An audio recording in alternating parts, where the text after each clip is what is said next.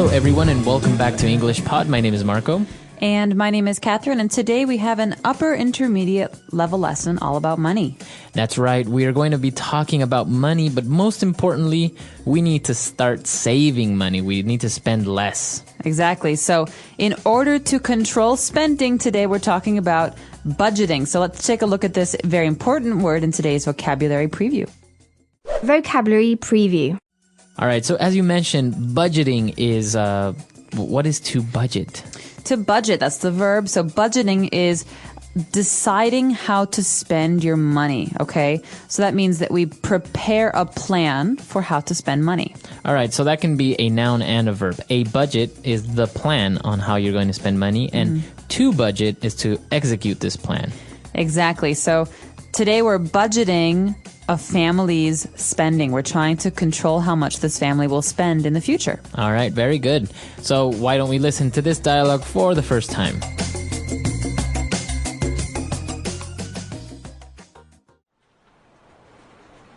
Welcome, Mr. and Mrs. Carnwell. Please take a seat. Thank you. So I understand that your family spending has skyrocketed and you want to start budgeting. Yes, that's correct. Frankly speaking, our household income is relatively high, and we have never had any money problems. But I think this is the main reason as to why our spending has gone out of control. We have 2 kids, and with allowances, paying their credit cards, ours, and not to mention our mortgage and car payments, with the recent economic downturn, my husband's business has suffered, and now we need some advice as how we can prepare a family budget. I see. Well, you have come to the right place. First, what we need to do is determine your cash flow. Knowing how much money is coming in will help us allocate spending to different categories such as mortgage, education, groceries, etc. Yes, that makes sense. Secondly, I need you to bring all of your receipts for the last 2 to 3 months. That way we can determine what your average expenditures are and see which category you're spending money on the most. Usually, your fixed costs are higher and we can't do much about that. But we can usually trim your variable costs, such as entertainment or clothing. Great! We will do that then. Now how about we treat you to a nice dinner? That's another thing. If you really want to stop spending so much money, throw away at least half of your credit cards. All right, we're back. So there were some interesting words and phrases in this dialogue related to budgeting and a lot of, financial terms here. So let's get started now on language takeaway. Language takeaway. This first term is very important because it tells us what kind of a budget we're talking about. We're not talking about a company here. We're talking about a family. Right. And so in this case, we use the phrase household. Okay, so what are we talking about? Household income. All right. So income, we know, is the amount of money that comes in to maybe your wallet, right? My income, my personal income. That's how much money you earn. Okay. So a household income is how much money the house earns. So all the people that are living in this house, right? That's right. So it could be a family. It could be 2 married people who are married to each other. So the idea is that it's not one person's income. It's the household income. Think of a house. All right, so it's the combined income of everyone that's living there or that's making money that lives in this house. Right, so if Marco and I have a household, I earn $10,000 and he earns $10,000. Our household income is $20,000. Very good. All right. So then now we know that what our household income is. And in this case, we have children and we give our kids an allowance. Okay, so I had an allowance when I was a kid. This is the amount of money I got from my parents every week. So I get, I think, $10 a week, and I could spend it on anything I wanted. And I didn't have to work because my parents gave the money to me. Okay. And so an allowance is this money. It's the money that mom and dad give to their children, maybe every month or maybe every week. Now, it's not only related to children, right? Because maybe if you have a brother or maybe you're married and your wife is a housewife, maybe you give her an allowance, right? Or the opposite. Maybe you're a house husband and you get an allowance from your wife. That's right. You can have an allowance if you're anyone. You can also have an allowance from your company if you go traveling. So if you have a business trip, your company gives you a food allowance. That's the amount of money you can spend on food. And you don't have to work for it. That's the best part. Awesome. All right. So after these allowances, they were talking about, well, how the economic downturn has affected their income and their spending. Okay, so down, you think this is a negative thing. You're right. Downturn means when a situation gets worse, okay, or slows down. And in this case, the economy is what got worse. And you remember this from last year. Things started to get very difficult for people who are in business. And this has affected families. And so we call the situation an economic downturn.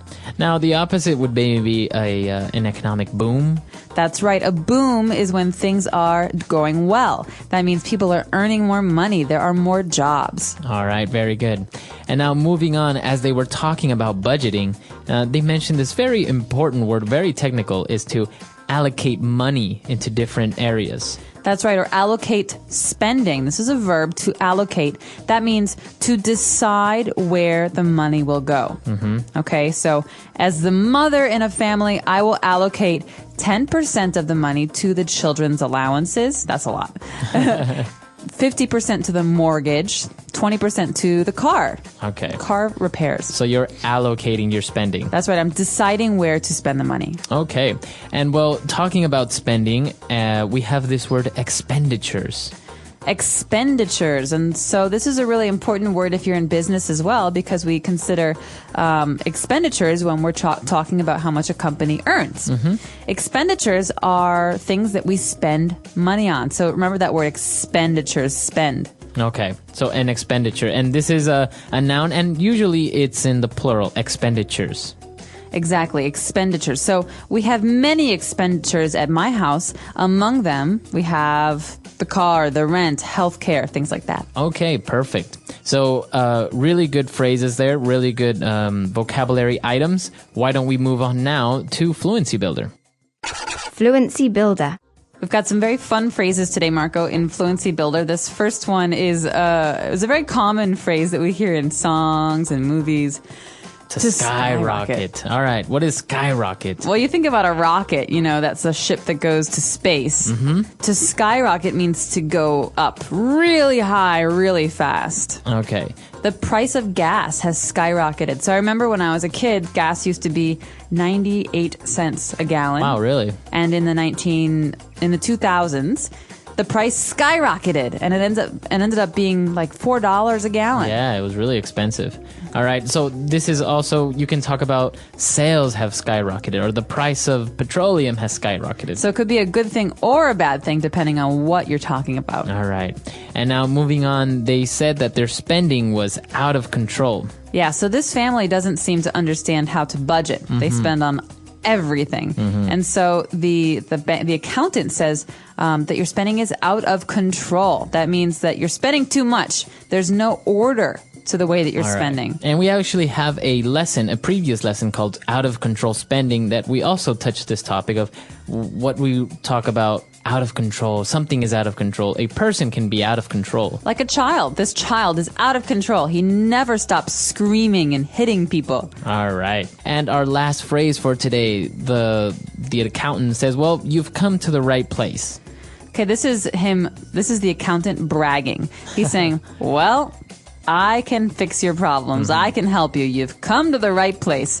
You can use this in many different ways. For example, I have a problem maybe with my TV, and I say, Marco, oh my gosh, my TV doesn't work. I don't know what to do. Can you help? Right, and I can say, well, you've come to the right place. I can fix your TV. Marco's an expert in electronics. All right, so you've come to the right place. It's a very common phrase, especially as you say when somebody's trying to brag and say, well, I know how to fix your problems, or I know what you need. I'm good at this. You've come to the right place. If you want to learn English, you've come to the right place. Exactly. Englishpod.com. All right, so let's listen to our dialogue for the last time.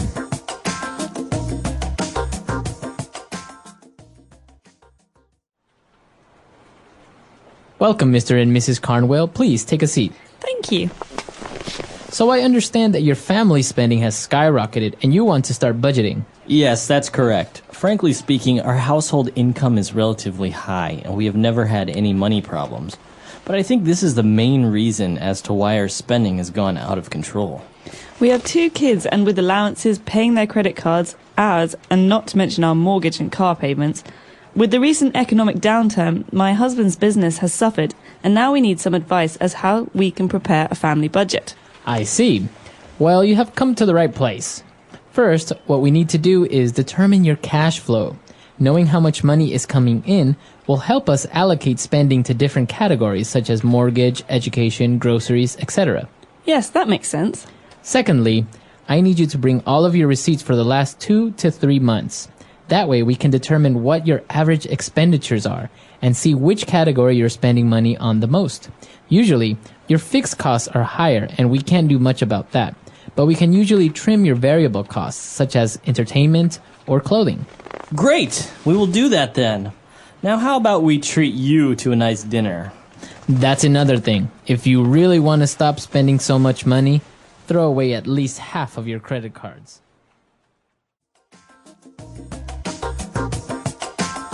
All right, we're back. So now talking about allowances. You said you had an allowance when you were a kid. Did you really have a $10 a week allowance? No, I think it was like 8. It started out at $6 or $5 a week, and then I think the most I got was like 10 or 11. Oh, wow. So it was like almost about $1 a day. About that, but usually the point was that, well, I started working when I was 15 because my parents thought it was important for children to learn how money works. But I was given that money because at the time, it was enough money to go out one night. So on Friday nights, if I wanted to go out with my friends, I could go out to watch a movie and get a slice of pizza, and $10 was enough. Okay. Now $10 doesn't even buy you a ticket to the movie, but at the time it was more than enough. So this is important, I guess, because different families have different ways of upbringing their children, and in many cases this doesn't happen, right? If I want to go out to the movies on a Saturday, then my parents will give me $30, and if I want to go out next weekend, they'll also give me money. So it's interesting to see the contrast, because obviously when I was a kid also I didn't really get this opportunity of going out all the time, and actually I had to work for it. So if I wanted to go out on the weekend, I would get an allowance, but also I would have to wash the car. That was typical with my dad. I had to wash the car. Well, I think it's interesting because it shows that the parents want to teach their children about budgeting. Because if you only have $10, you really have to budget. You have to decide how you will allocate that money, even though it's not very much. So in some ways, it's good practice. Yeah, it is. I think it's done us well. We're not in debt. Not yet. All right. So let us know how allowances work in your country, or maybe did you have an allowance when you were a kid? A lot of people didn't have an allowance. I know a lot of friends didn't get allowances. So come to our website, EnglishPod.com, and if you have any other questions or doubts, please leave them there as well. We hope to hear from you. Until next time. Bye. Everyone.